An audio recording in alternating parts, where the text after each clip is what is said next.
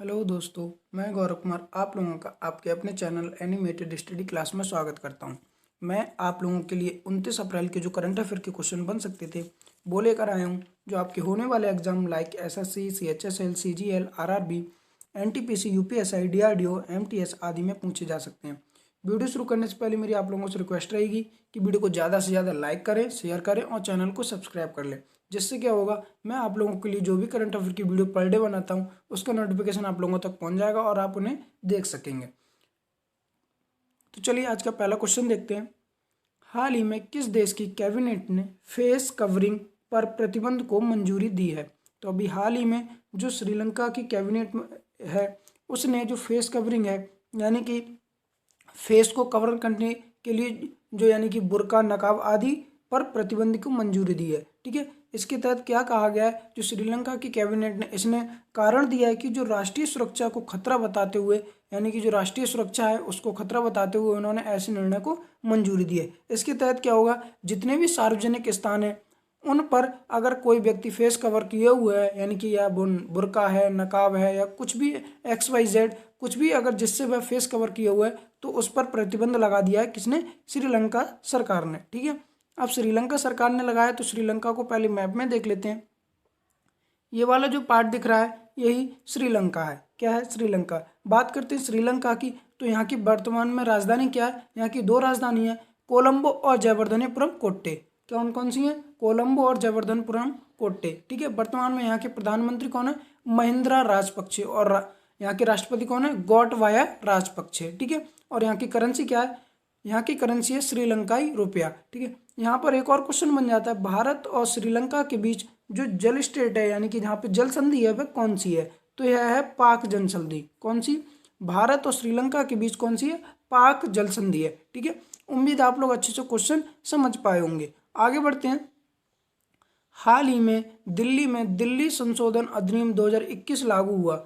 यहाँ पर क्वेश्चन बनता है, दिल्ली के उपराज्यपाल कौन है? अभी हाल ही में क्या हुआ है, जो दिल्ली है केंद्र शासित प्रदेश, वहाँ पर दिल्ली संशोधन अधिनियम 2021 लागू हुआ और यहाँ पर अब क्वेश्चन पूछा जा रहा है कि दिल्ली के उपराज्यपाल कौन है?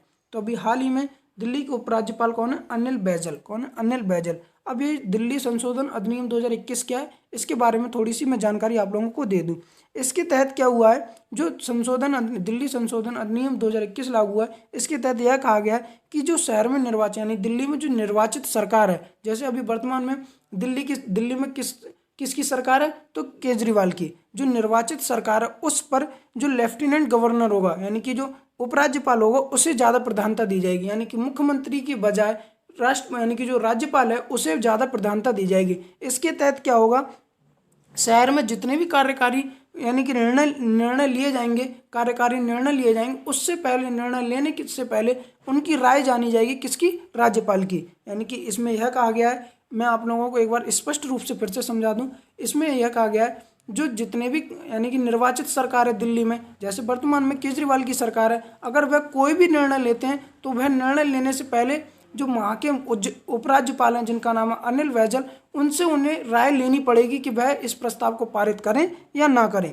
ठीक है, यह इस संशोधन में कहा गया है। ठीक है, और यह अभी बहुत ही ज़्यादा गर्म मुद्दा बना हुआ है। इसमें कहा गया अगर निर्वाचित सरकार सब कुछ अगर राज्यपाल से पूछ के ही करेगी तो निर्वाचित सरकार होने का क्या फ़ायदा? ऐसा बहुत ज़्यादा डिस्प्यूटेड चल रहा है राज्यपाल और मुख्यमंत्री के बीच में।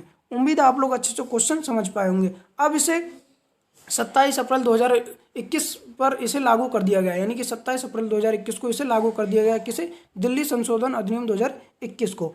उम्मीद है आप लोग अच्छे से क्वेश्चन समझ पाए होंगे। आप इमेज में देख सकते हैं, जो दिख रहे हैं यही अनिल बैजल और यह दिल्ली के उपराज्यपाल हैं। उम्मीद है आप लोग क्वेश्चन समझ गए होंगे। आगे बढ़ते हैं। हाल ही में किस देश ने स्पुतनिक 5 के उपयोग की अनुमति दी है? तो अभी हाल ही में जो बांग्लादेश है, अपना पड़ोसी देश, इसने स्पुतनिक जो रसिया की कोरोना वैक्सीन है, इसके उपयोग को आपातकाल उपयोग के लिए मंजूरी दे दी है। दरअसल जो बांग्लादेश है, यह बांग्लादेश में दूसरी वैक्सीन बन गई है जिसे आपातकाल उपयोग के लिए मंजूरी मिली है। पहली वैक्सीन कौन सी थी? तो अपने देश जो भारत के द्वारा, भारत में जो सीरम इंस्टीट्यूट ऑफ इंडिया के द्वारा बनाई गई है कोविशील्ड, कौन सी? कोविशील्ड बनाई गई है, उसे मंजूरी मिली थी। वह पहली वैक्सीन बनी थी। अब दूसरी वैक्सीन बन गई, कौन सी? स्पुतनिक 5। ठीक है, और कोविशील्ड को किसने बनाया था? तो सीरम इंस्टीट्यूट ऑफ इंडिया ने। उम्मीद है आप लोग अच्छे से क्वेश्चन समझ पाए होंगे। अब यह आपातकाल उपयोग के लिए दिया बांग्लादेश ने, तो बांग्लादेश को पहले मैप में देख लेते हैं।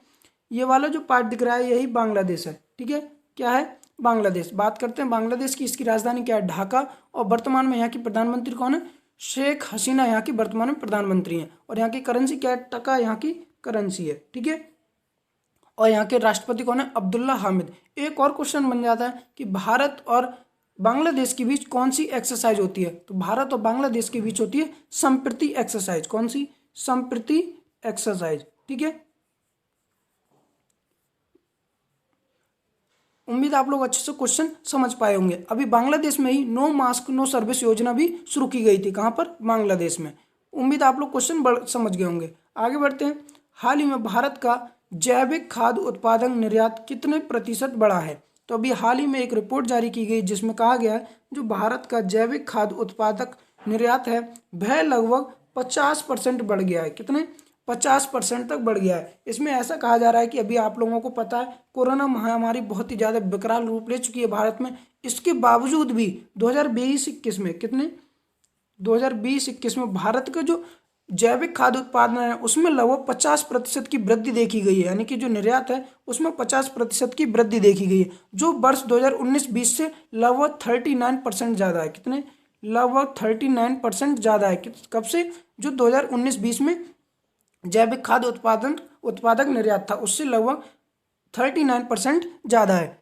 उम्मीद आप लोग अच्छे से क्वेश्चन समझ पा रहे होंगे। अच्छा, जो जैविक खाद्य उत्पादक है इसे निर्यात कहाँ कहाँ किया जाता है, तो लगभग 58 देशों में। कितने, 58 देशों में। उनमें से प्रमुख कौन कौन से देश हैं, यूएसए है, यूरोपीय यूनियन है, कनाडा है, ब्रिटेन है, ऑस्ट्रेलिया है, स्विट्जरलैंड है, इजराइल है, आदि देशों में जैविक खाद्य उत्पादक निर्यात किया जाता है। उम्मीद आप लोग अच्छे से क्वेश्चन यह समझ पाए होंगे। आगे बढ़ते हैं।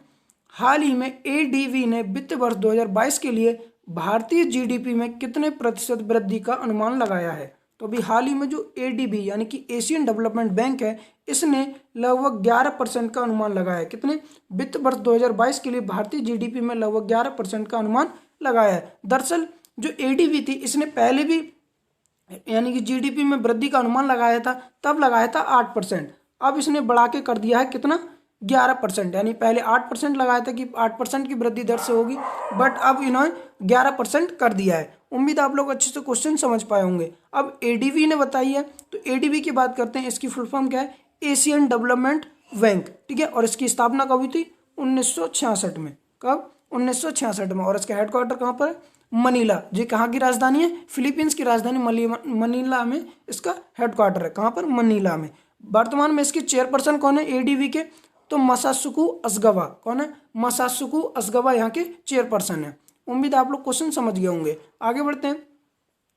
हाल ही में आरबीआई के केंद्रीय बोर्ड में निदेशक के रूप में किसे नामित किया गया है, तो अभी हाल ही में जो आरबीआई है इसमें केंद्रीय बोर्ड में निदेशक के रूप में शामिल किया गया है अजय सेठ को। किसे, अजय सेठ को। इन्होंने तरुण बजाज की जगह ली है। किसकी, तरुण बजाज की। और जो तरुण बजाज है इन्हें राजस्व सचिव के रूप में नियुक्त किया गया है। यानी कि जो राज्य सचिव होते हैं उनके रूप में इन्हें नियुक्त किया गया है। किसे, तरुण बजाज के लिए। उम्मीद आप लोग अच्छे से क्वेश्चन समझ पा रहे होंगे। अब ये अजय सेठ है, तो आप इमेज में देख सकते हैं जो दिख रहे हैं यही अजय सेठ हैं।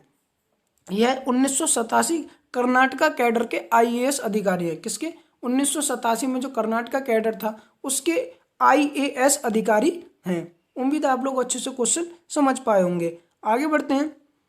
हाल ही में मनोज दास का निधन हो गया, वह कौन थे, तो अभी हाल ही में जो मनोज दास हैं इनका निधन हो गया। यह एक लेखक थे। कौन थे, लेखक। यह एक उड़िया लेखक थे, यानी कि जो उड़िया भाषा है उसके लेखक थे। उम्मीद आप लोग क्वेश्चन समझ पा रहे होंगे। वर्ष 2001 में, कब, वर्ष 2001 में इन्हें पद्मश्री पुरस्कार से और वर्ष 2020 में पद्म भूषण पुरस्कार से सम्मानित किया गया था। आप इमेज में देख सकते हैं जो दिख रहे हैं यही मनोज दास हैं। कौन है, मनोज दास हैं। और इन्हें ही वर्ष 2001 में पद्मश्री और वर्ष 2020 में पद्म भूषण पुरस्कार से सम्मानित किया गया था। और यह एक उड़िया लेखक थे। उम्मीद आप लोग क्वेश्चन समझ पा रहे होंगे। आगे बढ़ते हैं। हाल ही में जारी चांडलर गवर्नेंस गुड इंडेक्स 2021 में भारत की रैंक क्या रही है, तो अभी हाल ही में जो सिंगापुर की एक यूनिवर्सिटी है जिसका नाम है चांडलर गवर्नेंस गवर्नेंस, इसने गुड इंडेक्स 2021 जारी किया। इसमें भारत की रैंक रही है 41, कितनी 49, कितनी 49, कितनी रही है 49 इसकी रैंक रही है। ठीक है। अच्छा, अब यहाँ पर एक क्वेश्चन बन जाता है, तो यह इंडिया की तो 49 रही है, तो पहले स्थान पर कौन रहा था? तो पहले स्थान पर रहा है फिनलैंड। कौन रहा है? फिनलैंड। और सेकंड स्थान पर कौन रहा था? सिंगापुर। उम्मीद है आप लोग अच्छे से क्वेश्चन समझ पाए होंगे। आगे बढ़ते हैं। हाल ही में आरबीआई ने हिमाचल प्रदेश राज्य सहकारी बैंक पर कितने लाख रुपए का जुर्माना लगाया है? तो अभी हाल ही में जो हिमाचल प्रदेश राज्य सहकारी बैंक है, इसने इस पर 40 लाख रुपए का जुर्माना लगाया है। किसने? आरबीआई ने। ठीक है। अब यह जुर्माना क्यों लगाया है? तो एक बैंक है जिसका नाम है नाबार्ड। क्या नाम है? नाबार्ड। इसके द्वारा कुछ नियामक निर्देश हैं, उनका पालन ना करने के लिए। दरअसल जो हिमाचल प्रदेश राज्य सहकारी बैंक है, इसने धोखाधड़ी की समीक्षा, निगरानी और रिपोर्टिंग जो प्रणाली है उस पर जो दिशा निर्देश थे उनका पालन नहीं किया था। इसीलिए इस पर नाबार्ड के निर्देशों का ना पालन करने के लिए आरबीआई ने 40 लाख रुपए का जुर्माना लगाया है। यहाँ पर एक टर्म बोल रहा हूँ मैं बार बार, वह है नाबार्ड। ठीक है। इसकी फुल फॉर्म मैं आप लोगों को बता दूं। नाबार्ड की फुल फॉर्म क्या है? National bank for agriculture and rural development. क्या है? National bank for agriculture and rural development. इसकी स्थापना कब हुई थी? तो इसकी स्थापना हुई थी 22 जुलाई 1982 को। कब? 22 जुलाई 1982 को। और इसके हेडक्वार्टर कहाँ है? हेडक्वार्टर कहाँ पर है? मुंबई में। और इसके वर्तमान में चेयरपर्सन कौन है? गोविंद रिजलू चंटाला। कौन है? गोविंद रिजलू चंटाला। इसके ही जो दिशा निर्देश थे उनका पालन न करने के लिए आरबीआई ने हिमाचल प्रदेश राज्य सहकारी बैंक पर 40 लाख रुपए का जुर्माना लगाया है। उम्मीद है आप लोग क्वेश्चन समझ पा रहे होंगे। आगे बढ़ते हैं। हाल ही में किसने अपना 12वां बार्सिलोना ओपन खिताब जीता है? तो अभी हाल ही में जो राफेल नडाल हैं, इन्होंने अपना 12वां बार्सिलोना ओपन खिताब जीता है। इन्होंने सिटसिपास, एक खिलाड़ी हैं जिनका नाम है सिटसिपास, उन्हें हराकर अपना 12वां बार्सिलोना ओपन खिताब जीता। और यह इनके करियर का 87वां खिताब है। कौन सा? यानी कि इन्होंने अब तक करियर में 87 खिताब जीत चुके हैं। और यह 12वां बार्सिलोना खिताब था और करियर का 87वां। आप इमेज में देख सकते हैं, जो दिख रहे हैं यही राफेल नडाल हैं। आगे बढ़ते हैं। हाल ही में किस देश ने अपने पहले मंगल ग्रह के रोवर का नाम ज़ुरोंग रखा है? तो अभी हाल ही में जो चीन है, इसने अपने पहले मंगल ग्रह के रोवर जो है उसका नाम ज़ुरोंग रखा है। किसने? चीन ने। ठीक है। जो चीन है, इसका पहला मंगल ग्रह पर जो मिशन जा रहा है उस पर जो रोवर जाएगा उसका नाम रखा है ज़ुरोंग। ठीक है। चीन ने रखा है, तो चीन को पहले मैप में देख लेते हैं। ये वाला जो पार्ट दिख रहा है यही चीन है। ठीक है, जिसे मैंने लाइनिंग किया है। बात करते हैं चीन की, तो इसकी राजधानी बीजिंग है और यहाँ की करेंसी क्या है? युआन यहाँ की करेंसी है। और वर्तमान में यहाँ के प्रेसिडेंट कौन है? Xi Jinping. कौन यहाँ के प्रेसिडेंट है?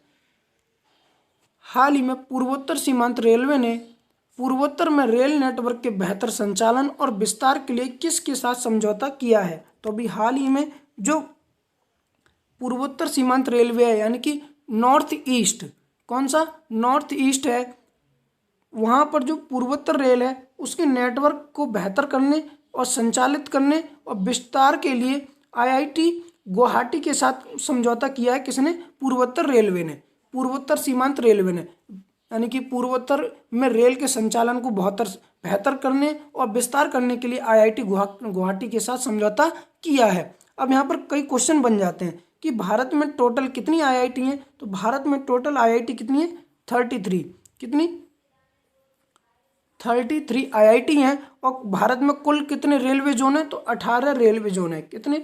18 रेलवे जोन है। ठीक है। वर्तमान में रेलवे के सीईओ कौन है? सुनीत शर्मा। कौन है? सुनीत शर्मा वर्तमान में रेलवे के सीईओ। यहाँ पर एक और क्वेश्चन बनता है कि भारत की सबसे पुरानी आईआईटी कौन सी है? तो भारत की सबसे पुरानी आईआईटी है आईआईटी खड़गपुर। कौन सी? आईआईटी खड़गपुर। उम्मीद है आप लोग इन क्वेश्चनों को अच्छे से डिटेल में समझे होंगे। तो मेरा एक बार आप लोगों से फिर से निवेदन रहेगा कि वीडियो को ज़्यादा से ज़्यादा लाइक व शेयर करें और चैनल को सब्सक्राइब कर लें। Thank you.